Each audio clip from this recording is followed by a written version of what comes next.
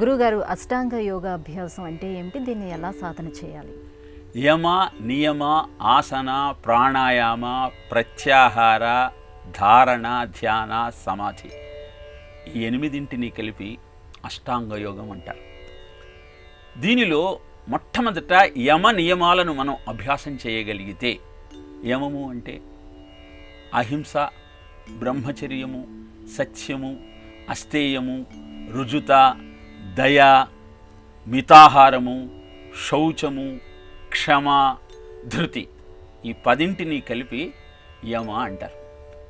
అంటే ఎదుటివాడిని మాటలతో కానీ చేతలతో కానీ బాధించకపోవటం అహింస. ఎట్టి పరిస్థితుల్లోనూ భూతహితార్థం సత్యాన్ని మాత్రమే చెప్పటము సత్యభాషణ. అస్తేయం, ఎదుటివారి సొమ్మును ఆశించకపోవటం అస్తేయం. బ్రహ్మచర్యము అంటే కేవలము భార్య యందు మాత్రమే అనురక్తి కలిగి జీవితాన్ని గడపటం. రుజుత అంటే చెప్పినదే చెయ్యటం, చేసినదే చెప్పటం. క్షమ, సహనం. దయ, బాధపడుతున్న వాణ్ణి చూసి స్పందించటం. మితాహారం, శరీరాన్ని నిలబెట్టుకోవటం కోసం మాత్రమే ఆహారం స్వీకరించటం. శౌచం అంటే అంతర్బాహ్య శుద్ధి. ధృతి అంటే భయపడకుండా ధైర్యంగా నమ్మిన సత్యానికి కట్టుబడి ఉండటం. ఇలా యమ. తర్వాత నియమ అంటే తపస్సు, సంతోషం, ఈశ్వర పూజ, వేదాంత శ్రవణం, హోమం, జపం.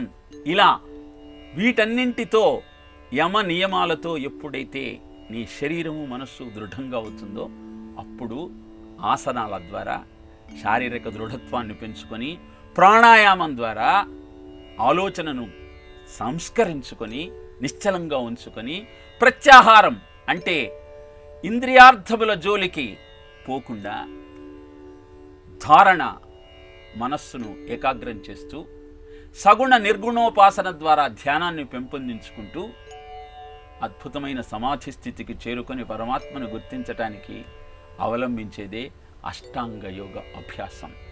ఇహాన్ని పరాన్ని రెండింటిని అందించగలిగినటువంటి సాధనం. అందుకే ఆరోగ్యంగా ఉండాలి అంటే అష్టాంగ యోగ సాధన చెయ్యటం ఒక మార్గం అయితే, అసలు ఆరోగ్యం అంటే ఏమిటి, వాట్ ఈజ్ హెల్త్ అంటే feeling the absence of body అని తెలియజేస్తుంది ఆధ్యాత్మికత. అంటే ఈ శరీరం నువ్వు కాదన్న భావన నీలో కలగటమే యోగాభ్యాసం. కాళ్ళ నొప్పులకు, కీళ్ళ నొప్పులకు అవి ఎలాగూ పోతాయి.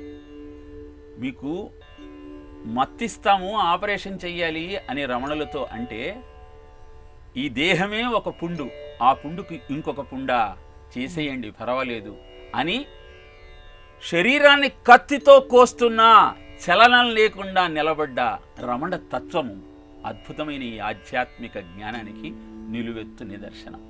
ఇలా సెల్ఫ్ రియలైజేషన్ అనేది అష్టాంగ యోగ అభ్యాసం ద్వారా నీకు అలవడుతుంది. దాన్ని యమ నియమాలతో ప్రారంభించి మిగతా 6 అనుసంధానం చేసినప్పుడు అద్భుతమైన ఆ సమాధి స్థితిలోని ఆనందం నువ్వు అందుకోగలుగుతావు. ఇక ఈనాడు మనం చూస్తున్న అనేక భంగిమలు, అనేక విన్యాసాలు, ఇవన్నీ కూడా యోగాభ్యాసమని పిలువబడుతూ ఉన్నాయి. దానివల్ల ప్రయోజనం జరుగుతోంది. కానీ అవి కనుక నీలో అహంకారాన్ని పెంచితే ఏనాటికి నీకు ఆత్మజ్ఞానం సిద్ధించదు.